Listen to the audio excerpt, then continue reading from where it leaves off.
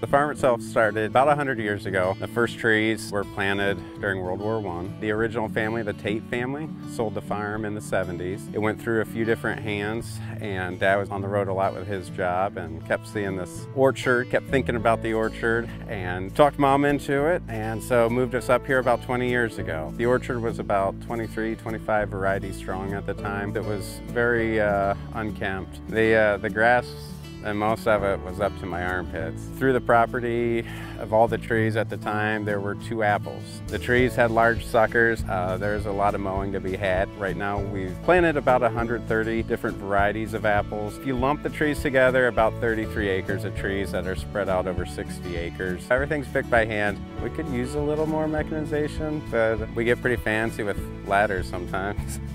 Also in that time, we've grown to 6,500 apple trees, and then we do some peaches, some pears, some cherries, some asparagus, some rhubarb, some grapes.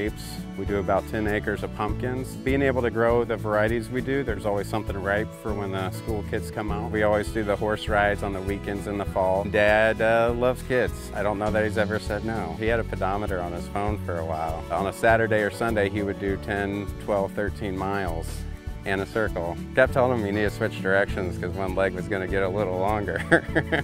We do a lot of retail with the apples, so fresh apple sales, apple dumplings, apple pies, apple crisps. We do a lot of apple butter, a lot of apple sauce. And even with all that, we still had a lot of apples left over at the end of the season, so we started looking into value-added products. Hard cider was an easy way to go about it, and we got real serious about it in 2009 and decided to pursue a permit and start making it for sale. We'll never have as many cider drinkers as there are beer drinkers, but we're trying to switch what that craft cider is and show people what cider is traditionally grown out here. We believe in local, and we believe in growing fruit and doing it all right here. I can't speak for all farmers, but we've never been here to get rich on apples. It's more of a way of life.